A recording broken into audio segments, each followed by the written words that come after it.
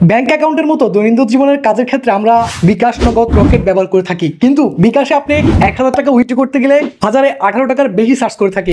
আজকের এই ভিডিওতে আমি আপনাদের দেখাবো বিকাশে মাত্র 12 টাকা 50 পয়সায় আপনি ক্যাশ আউট করতে পারবেন। ভিডিওটি সম্পূর্ণ দেখার জন্য অনুরোধ করব।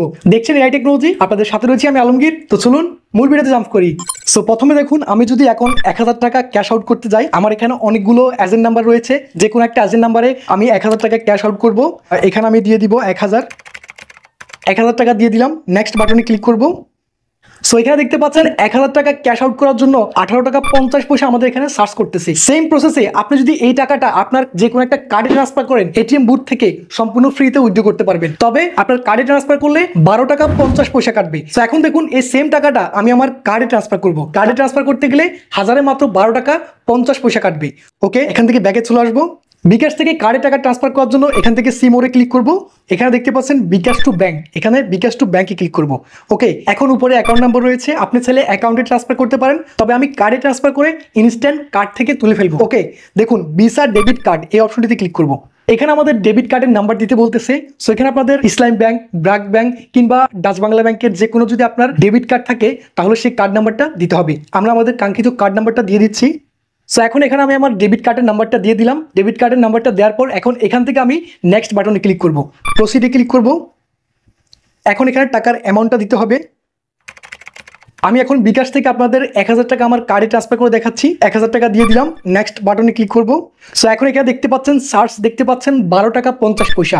মাত্র 12 টাকা 50 পয়সায় আমি 1000 টাকা আমার কার্ডে ট্রান্সফার করতেছি। সো এখানে আমার 6 থেকে 60 টাকার মতো আমার সেভ হয়ে যাচ্ছে। আমি যদি ক্যাশ আউটটা না করে টাকাটা আমার কার্ডে ট্রান্সফার করে এটিএম বুথ থেকে ইনস্ট্যান্ট তুলে ফেলি, তাহলে কিন্তু আমার এখানে আর অন্য কোনো এক্সট্রা চার্জ নেই, জাস্ট 12 টাকা 50 পয়সায় কাটবে।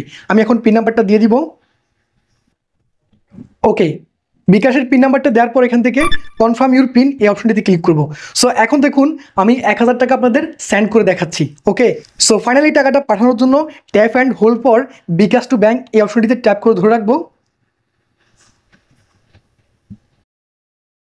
সো দেখতে পাচ্ছেন ইসলাম ব্যাংক থেকে মেসেজ চলে আসছে, আমাদের টাকাটা ইসলাম ব্যাংকে জমা হয়ে গেছে। এখন আমার কার্ডের মাধ্যমে এই টাকাটা আমি ইনস্ট্যান্ট তুলে ফেলতে পারবো।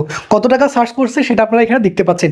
1000 টাকা আমি ট্রান্সফার করেছি, মাত্র 12 টাকা 50 পয়সা সার্চ করেছে। বিকাশ থেকে আপনার কার্ডে ট্রান্সফার করে মাত্র 12 টাকা 50 পয়সা আপনি সেটা উইথড্র করতে পারছেন। এখন আমাকে অনেকে প্রশ্ন করতে পারেন, ভাই যদি আমরা বিকাশ থেকে এভাবে প্রত্যেকদিন যদি আমরা কার্ডে টাকা ট্রান্সফার করে উইথড্র করি, সেক্ষেত্রে আমাদের কার্ড থেকে এক্সট্রা কোনো টাকা কাটবে কিনা? না, এটা কখনোই না। আপনি একটা কার্ড ব্যবহার করলে আপনার টাকা কাটবে, না ব্যবহার করলেও টাকা কাটবে। প্রতি 6 মাস কিংবা 1 বছর পর পর, অর্থাৎ আপনার কার্ডের যে চার্জটা কাটে সেটা আপনি কার্ডটা ব্যবহার করলেও কাটবে, আপনার না করলেও কাটবে। সো আমি আপনাদের রিকমেন্ড করবো, যাদের ডেবিট কার্ড রয়েছে তারা আপনারা চাইলে এই হেল্পটা নিতে পারেন।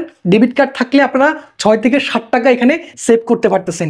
প্রতি হাজারে যদি আপনি 6 থেকে 60 টাকা সেভ করেন, তাহলে যদি আপনি 10-20 হাজার টাকা ক্যাশ আউট করেন, তাহলে কিন্তু টাকার পরিমাণটা অনেক বেশি। সেক্ষেত্রে আপনার অনেক টাকা সেভ হয়ে যাবে শুধুমাত্র একটা কার্ড ব্যবহার করে। তো আশা করছি আজকের এই ভিডিওটি আপনাদের অনেক অনেক ভালো লেগেছে। ভিডিওটি সত্যি ভালো লেগে থাকলে অবশ্যই একটা লাইক করতে পারেন। সো এছাড়াও ভিডিওতে কোথাও কোনো বুঝতে সমস্যা হলে অবশ্যই কমেন্টস করে জানাবেন।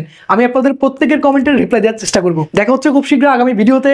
সে পর্যন্ত সবাই ভালো থাকুন, এআই টেকনোলজির সাথে থাকুন। আল্লাহ হাফেজ।